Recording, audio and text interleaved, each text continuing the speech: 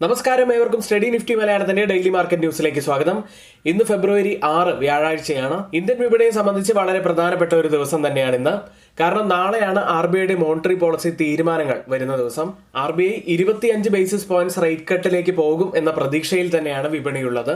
ഏതായാലും തീരുമാനങ്ങൾക്കായി നാളെ രാവിലെ 10 മണിവരെ കാത്തിരിക്കാം. ഇനി ഇന്നലെ ക്ലോസ് ചെയ്ത US മാർക്കറ്റുകളിലേക്കാണ്. പ്രധാനപ്പെട്ട US മാർക്കറ്റുകളെല്ലാം ഉയർന്നാണ് ഇന്നലെ ക്ലോസ് ചെയ്യുന്നത്. ആൽഫബറ്റിന്റെ ഡിസപ്പോയിന്റിംഗ് റിസൾട്ട് കാരണം സ്റ്റോക്ക് 7.3% ഇടിഞ്ഞെങ്കിലും AI റിലേറ്റഡ് ആയ സ്റ്റോക്കുകളിൽ നല്ലൊരു റിക്കവറി കണ്ടു. ഇത് തന്നെയാണ് ഇന്നലെ മാർക്കറ്റിനെ സഹായിച്ചതും. Nvidia 5.4% ഉയർന്നു. ബ്രോഡ്കോം 4.3% നേട്ടവും ഉണ്ടാക്കി. ഇനി US നിന്നും ഇന്നലെ പുറത്തു വന്ന US സർവീസസ് സെക്ടർ ആക്ടിവിറ്റി ആയിരുന്നു. ദുർബലമായ ഡിമാൻഡ് കാരണം ജനുവരിയിൽ US സേവന മേഖലയുടെ വളർച്ച മന്ദഗതിയിലായി. ഇത് ഫെഡറൽ റിസർവ് ഒരു റേറ്റ് കട്ടിലേക്ക് പോകാനുള്ള സാധ്യതകൾ കൂട്ടുന്നു. പക്ഷേ ഇനി അടുത്ത ഒരു ഫെഡറൽ മീറ്റിംഗ് നടക്കുന്നത് മാർച്ച് മാസത്തിലാണ്. CME ഫെഡ് വാച്ച് ടൂൾ കാണിച്ചു വരുന്നത് അടുത്ത മാസം ഒരു റേറ്റ് കട്ടിനുള്ള സാധ്യതകൾ വെറും 16%. ഇനി ഇന്നലെ ക്ലോസ് ചെയ്ത യൂറോപ്യൻ മാർക്കറ്റുകളിലേക്ക് വന്നാൽ ഉയർന്നു തന്നെയായിരുന്നു യൂറോപ്യൻ വിപണിയും ക്ലോസ് ചെയ്തിട്ടുള്ളത്. ട്രേഡ് വാറുമായി ബന്ധപ്പെട്ട ആങ്സൈറ്റി കൂടുതൽ നിലനിൽക്കുന്നത് കൊണ്ട് തന്നെ ഗോൾഡും ഓയിൽ പ്രൈസുകളുമാണ് ഇപ്പോൾ ഫോക്കസിലുള്ളത്. സ്പോട്ട് ഗോൾഡ് ഏകദേശം 0.8% ഉയർന്നു. ഇന്നലെ പവന്റെ വില കേരളത്തിൽ 63,240 രൂപയാണ്. പുതിയൊരു ഓൾ ടൈം ഹൈ തന്നെയാണിത്. ക്രൂഡ് ഓയിൽ ഇന്നലെ 2% ഇടിവും രേഖപ്പെടുത്തി. ഏതായാലും ഇന്ത്യൻ വിപണിയിലേക്ക് തിരിച്ചു വന്നാൽ RBIയുടെ മോണിറ്ററി പോളിസി മീറ്റിംഗിൽ 25 ബേസിസ് പോയിന്റ്സ് റേറ്റ് കട്ട് ഉണ്ടായാൽ അത് വിപണി എത്തരത്തിലായിരിക്കും സ്വീകരിക്കുക എന്ന് തന്നെയാണ് നമുക്ക് പ്രധാനമായിട്ടും അറിയേണ്ടത്. അതിനെക്കുറിച്ചുള്ള കൂടുതൽ കാര്യങ്ങൾ ഇവിടെ നമ്മൾ മാർക്കറ്റ് ന്യൂസ് സെഗ്മെന്റിൽ പറയുന്നുണ്ട്. വീഡിയോ അവസാനം വരെയും കാണാൻ ശ്രമിക്കുക. ഇനി നമ്മുടെ പെയ്ഡ് എഡ്യൂക്കേഷൻ ടെലഗ്രാം ചാനലിൽ 50% ഡിസ്കൗണ്ടോടുകൂടി ജോയിൻ ചെയ്യാനുള്ള ഒരു സുവർണാവസരമുണ്ട്. അപ്പോൾ എല്ലാവരും പരമാവധി ജോയിൻ ചെയ്യാൻ ശ്രമിക്കുക. തൊട്ടുമുകളിലുള്ള വാട്സ്ആപ്പ് നമ്പറിൽ മെസ്സേജ് അയച്ച് നിങ്ങൾക്ക് ജോയിൻ ചെയ്യാവുന്നതാണ്. ഇന്നത്തെ ഈ വീഡിയോയുടെ ലൈക്ക് ടാർഗറ്റ് 200 ലൈക്കുകൾ തന്നെയാണ്. ചാനൽ ആരെങ്കിലും സബ്സ്ക്രൈബ് ചെയ്യാൻ മറന്നുപോയിട്ടുണ്ടെങ്കിൽ ദയവ് ചെയ്ത് ചാനൽ കൂടി ഒന്ന് സബ്സ്ക്രൈബ് ചെയ്യുക. ഇന്നത്തെ പ്രധാനപ്പെട്ട കുറച്ച് വാർത്തകളിലേക്കാണ്. ഇന്ന് ഏറ്റവും കൂടുതൽ ഫോക്കസ് വരിക RBIയുടെ മോണിറ്ററി പോളിസി മീറ്റിംഗുമായി ബന്ധപ്പെട്ടതായിരിക്കും.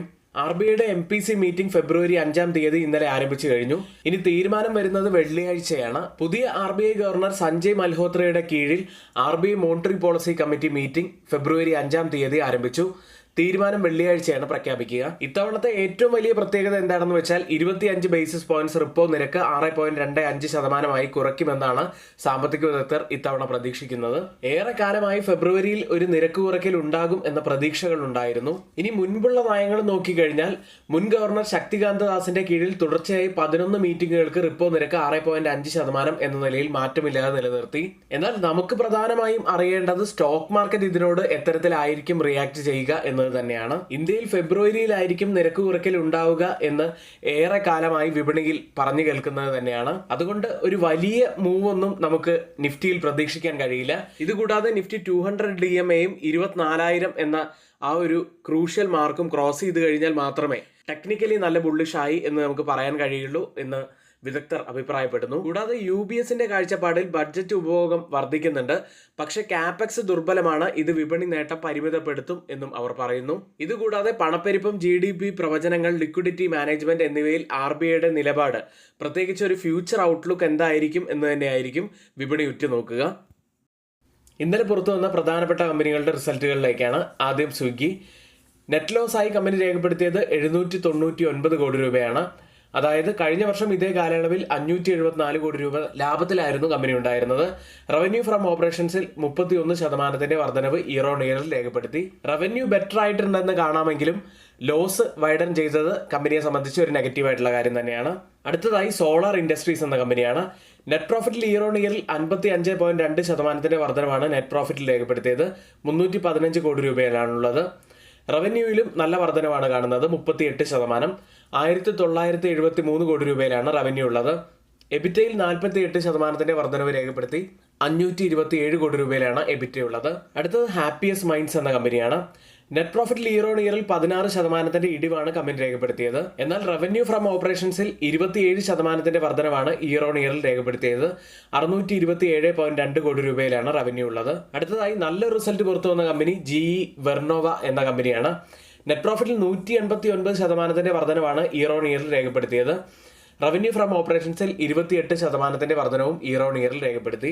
മറ്റ് സ്റ്റോക്ക് ന്യൂസുകളിലേക്കാണ്. ആദ്യം ഓല ഇലക്ട്രിക് കമ്പനി റോഡ്സ്റ്റർ എന്ന പേരിൽ പുതിയ ഇലക്ട്രോണിക് മോട്ടോർ സൈക്കിളുകൾ വിപണിയിൽ ഇറക്കിയിരിക്കുന്നു. അടുത്തത് ഓഷ്വാൽ ഗ്രീൻ ടെക് ആണ്. ഓഷ്വാൽ അഗ്രോ മിൽസ് ലിമിറ്റഡിന്റെ മൊത്തം ഓഹരി പങ്കാളിത്തത്തിന്റെ 4.97% കമ്പനി ഏറ്റെടുത്തു. അടുത്തത് മെഡി അസിസ്റ്റ് എന്ന കമ്പനിയാണ്. കമ്പനി ഇൻഡിപെൻഡന്റ് ഡയറക്ടറായി അശ്വിൻ രാഘവിനെ നിയമിച്ചിരിക്കുന്നു. കൂടാതെ 350 കോടി രൂപ സ്വരൂപിക്കുന്നതിനും കമ്പനി ബോർഡ് അംഗീകാരം നൽകി. ഇന്ന് റിസൾട്ട് പുറത്തു വരുന്ന ഏറ്റവും പ്രധാനപ്പെട്ട കുറച്ച് കമ്പനികളുടെ പേരുകളിലേക്കാണ്. ആദ്യം SBI, Trent, ITC, Sobha, PEC, Hero MotoCorp, Britannia Industries, Bharti Airtel, PI Industries, Ramco Cement, Apollo Tyres, NMDC, Motherson Sumi Wiring India, NCC, Minda Corporation, JK Lakshmi Cement, Gulf Oil Lubricants തുടങ്ങിയ കമ്പനികളാണ്. ഇന്ന് F&O സെഗ്മെന്റിൽ ബാനായ സ്റ്റോക്കുകൾ ഒന്നും തന്നെ ഇല്ല. ഇന്ന് എക്സ് ഡിവിഡന്റ് ഡേറ്റ് വരുന്ന കമ്പനികൾ സൺ ഫാർമ, കണ്ടെയ്നർ കോർപ്പറേഷൻ, IRB ഇൻഫ്ര, ത്രിവേണി ടർബൈൻസ്, ശാരദ കോർപ്പറേഷൻ, ഇന്ത്യ മോട്ടോർ പാർട്സ് തുടങ്ങിയവയാണ്. ഇന്ന് നമ്മൾ ശ്രദ്ധിക്കേണ്ട ഏറ്റവും പ്രധാനപ്പെട്ട കുറച്ച് വാർത്തകളാണ് ഇവിടെ ഷെയർ ചെയ്തിരിക്കുന്നത്. ഇനി നമ്മുടെ ഓപ്ഷൻസിന്റെ ബേസിക് കോഴ്സിനെ കുറിച്ച് പറയാം. ഓപ്ഷൻസിന്റെ ബേസിക്സ് മുതലുള്ള കാര്യങ്ങൾ പഠിച്ചു പോകാനുള്ള നല്ലൊരു അവസരം ഞങ്ങൾ ഇവിടെ ഒരുക്കുകയാണ്. വെറും 4 ക്ലാസ്സുകൾ കൊണ്ട് നിങ്ങൾക്ക് ബേസിക്സ് മുതലുള്ള എല്ലാ കാര്യങ്ങളും നമ്മൾ ഇതിൽ ഒരുക്കി വെച്ചിട്ടുണ്ട്. ഇപ്പോൾ ജോയിൻ ചെയ്യുന്നവർക്ക് വെറും 1000 രൂപ മാത്രമാണ് ഫീസ് ഉള്ളത്. അതുകൊണ്ട് ഓപ്ഷൻസിനെ കുറിച്ച് കൂടുതലായി പഠിക്കാൻ ആഗ്രഹമുള്ളവർക്ക് തൊട്ട് മുകളിൽ കൊടുത്ത വാട്സ്ആപ്പ് നമ്പറിൽ ഇപ്പോൾ തന്നെ മെസ്സേജ് അയച്ച് നിങ്ങൾക്ക് ആ കോഴ്സിൽ ജോയിൻ ചെയ്യാവുന്നതാണ്. അടുത്തതായി FIDA ആക്ടിവിറ്റിയിലേക്കാണ്. FISന്റെ ഇപ്പോഴത്തെ ഈ ഒരു സെല്ലിംഗ് വളരെ പോസിറ്റീവായി തന്നെ കാണാം. ഇന്നലെയും വെറും 1682 കോടി രൂപയ്ക്ക് മാത്രമാണ് FIS സെല്ല് ചെയ്ത്.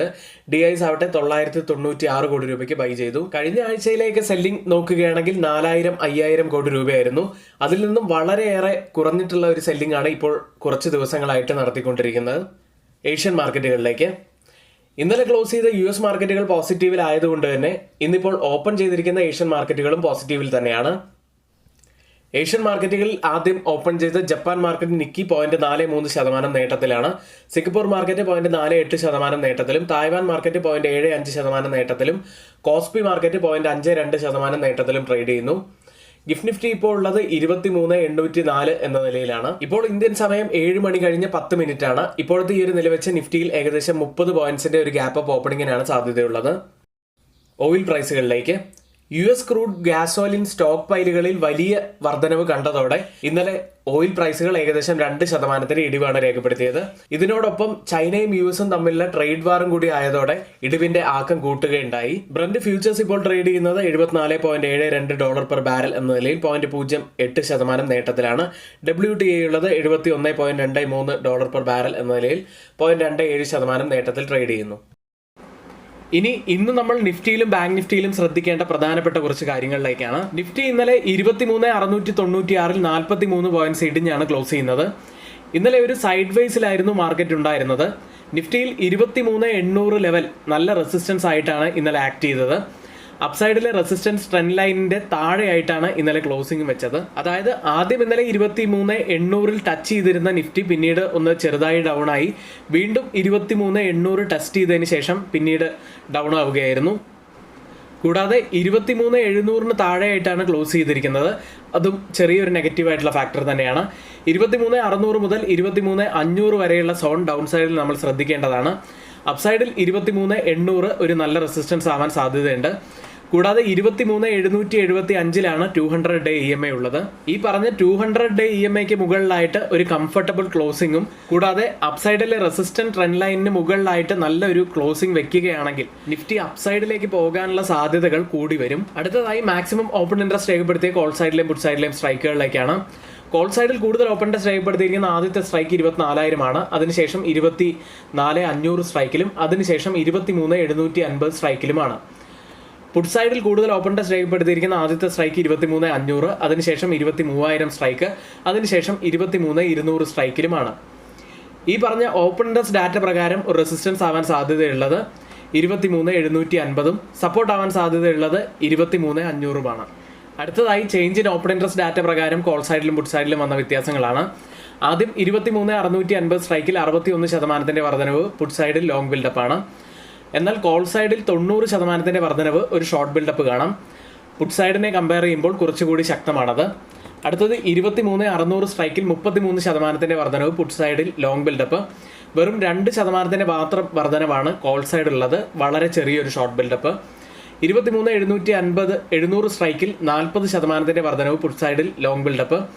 എന്നാൽ കോൾ സൈഡാണ് അവിടെ കുറച്ചുകൂടി ശക്തമായിട്ടുള്ളത്. 139% വളരെ ശക്തമായിട്ടുള്ള ഒരു ഷോർട്ട് ബിൽഡപ്പാണത്. ഈ 3 സ്ട്രൈക്കുകളും കമ്പയർ ചെയ്യുമ്പോൾ മാർക്കറ്റിനെ താഴേക്ക് കൊണ്ടുപോകാൻ കഴിവുള്ള കോൾ സെല്ലേഴ്സ് നല്ല ശക്തിയോടെ നിൽക്കുന്നത് 23,650 സ്ട്രൈക്കിലും 23,700 സ്ട്രൈക്കിലുമാണ്. മാർക്കറ്റിനെ മുകളിലേക്ക് കൊണ്ടുപോകാൻ കഴിവുള്ള പുട്ട് സെല്ലേഴ്സ് നല്ല ആക്റ്റീവ് ആയിട്ടുള്ളത് 23,600ലുമാണ്. നിഫ്റ്റിയുമായി കമ്പയർ ചെയ്യുമ്പോൾ കുറച്ചുകൂടി സ്ട്രെങ്ത് കാണിച്ചത് ബാങ്ക് നിഫ്റ്റി ആയിരുന്നു. 50,343 185 പോയിന്റ്സ് ഉയർന്നാണ് ബാങ്ക് നിഫ്റ്റി ക്ലോസ് ചെയ്യുന്നത്. ബാങ്ക് നിഫ്റ്റിയെ സംബന്ധിച്ച് പറയുകയാണെങ്കിൽ അപ്സൈഡിൽ 50,500 എന്നത് പ്രധാനപ്പെട്ട ഒരു റെസിസ്റ്റൻസ് ഏരിയ ആണ് എന്ന് ഇന്നലെ കാണാൻ സാധിച്ചു. അവിടെ നിന്നുമാണ് ബാങ്ക് നിഫ്റ്റി ഡൗൺ ആയത്. കൂടാതെ ഇന്നലെ ഒരു ഡോജി ക്യാൻഡിലാണ് ബാങ്ക് നിഫ്റ്റിയിൽ ഫോം ആയിരിക്കുന്നത്, ഒരു ഇൻഡിസിഷൻ ആണ് അത് സൂചിപ്പിക്കുന്നതും. ബാങ്ക് നിഫ്റ്റിയെ സംബന്ധിച്ചും അപ്സൈഡിലെ ആ ഒരു റെസിസ്റ്റന്റ് ട്രെൻഡ് ലൈൻ നമ്മൾ പ്രത്യേകം ശ്രദ്ധിക്കേണ്ടതുണ്ട്. കാരണം കഴിഞ്ഞ 2023 നവംബർ മുതൽ ഏകദേശം 5 ടച്ച് പോയിന്റ്സ് ആണ് ആ ഒരു റെസിസ്റ്റന്റ് ട്രെൻഡ് ലൈനിൽ വന്നിട്ടുള്ളത്. അതിനുശേഷമാണ് ബാങ്ക് നിഫ്റ്റി ആ ഒരു റെസിസ്റ്റന്റ് ട്രെൻഡ് ലൈൻ ബ്രേക്ക് ചെയ്ത് താഴേക്ക് ഇറങ്ങിയത്. ഇനി ആ ഒരു റെസിസ്റ്റന്റ് ട്രെൻഡ് ലൈനിൽ വീണ്ടും ടച്ച് ചെയ്യുമോ എന്ന് തന്നെയാണ് നമുക്ക് കാത്തിരുന്ന് കാണേണ്ടത്. ഇനി മാക്സിമം ഓപ്പൺ ഇൻട്രസ്റ്റ് രേഖപ്പെടുത്തിയ കോൾ സൈഡിലും പുട്ട് സൈഡിലെയും സ്ട്രൈക്കുകളിലേക്കാണ്. കോൾ സൈഡിൽ കൂടുതൽ ഓപ്പൺ ഇൻട്രസ്റ്റ് രേഖപ്പെടുത്തിയിരിക്കുന്ന ആദ്യത്തെ സ്ട്രൈക്ക് 52,000 ആണ്. അതിനുശേഷം 53,000 സ്ട്രൈക്കും അതിനുശേഷം 54,000 സ്ട്രൈക്കിലുമാണ്. പുട്ട് സൈഡിൽ കൂടുതൽ ഓപ്പൺ ഇൻട്രസ്റ്റ് രേഖപ്പെടുത്തിയിരിക്കുന്ന ആദ്യത്തെ സ്ട്രൈക്ക് 49,000, അതിനുശേഷം 48,000 സ്ട്രൈക്ക്, അതിനുശേഷം 47,000 സ്ട്രൈക്കിലുമാണ്. ഓപ്പൺ ഇൻട്രസ്റ്റ് ഡാറ്റ പ്രകാരം റെസിസ്റ്റൻസ് ആവാൻ സാധ്യതയുള്ളത് 52,000ഉം സപ്പോർട്ട് ആവാൻ സാധ്യതയുള്ളത് 49,000ഉമാണ്.